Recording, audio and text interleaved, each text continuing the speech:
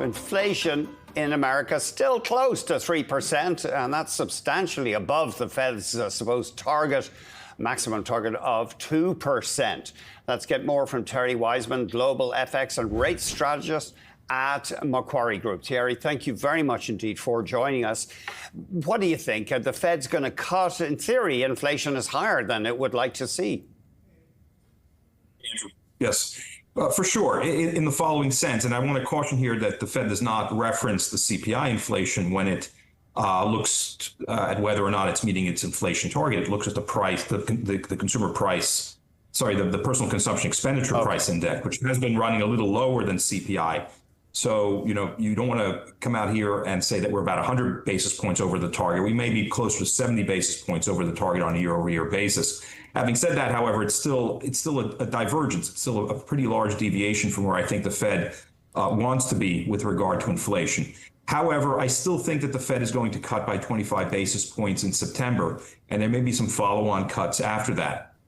The reason is that the Fed has simply shifted its focus away from its price stability mandate and towards its maximum employment mandate. I think this is what Jay Powell was trying to convey in his speeches, including the one in Jackson Hole.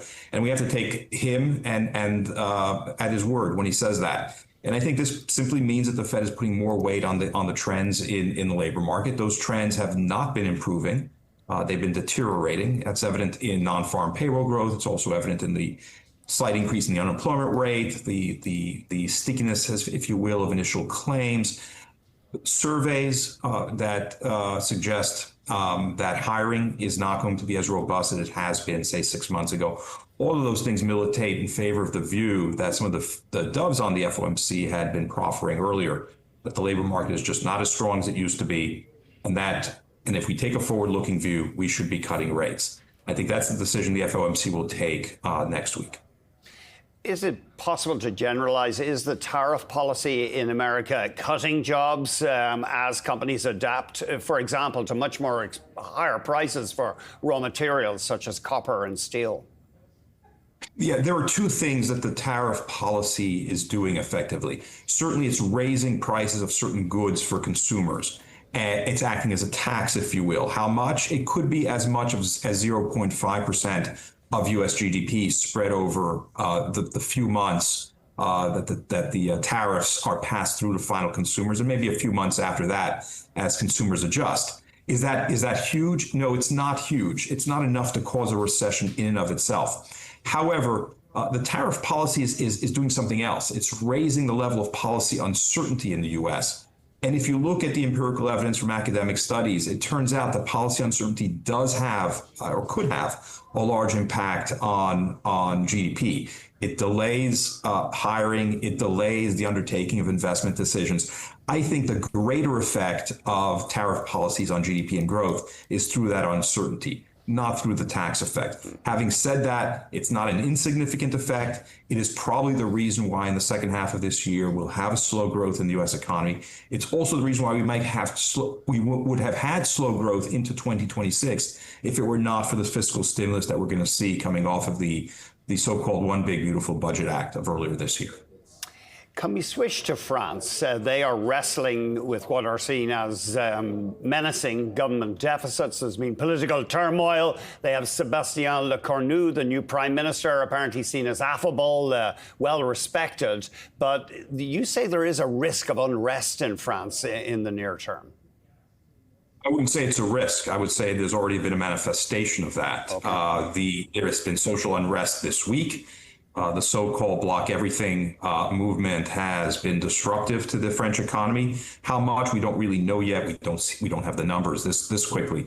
But there's a suspicion in my mind that you're going to see a bit of a slowdown in France because of this. You're also going to see a bit of a slowdown next week because of the general labor strike that's going to take place by the labor syndicates. How long is this going to last? Hard to say.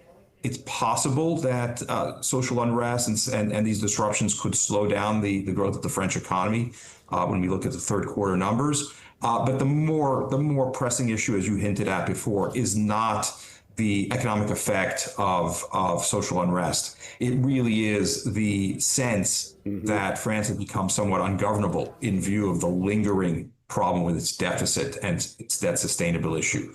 and that's being reflected in higher yields, higher sovereign yields. Could that have an effect on the economy? Certainly it can, not just in France, of course, but in the rest of the EU as well. And you say this is something of a test case. What are the political options for solving massive deficits?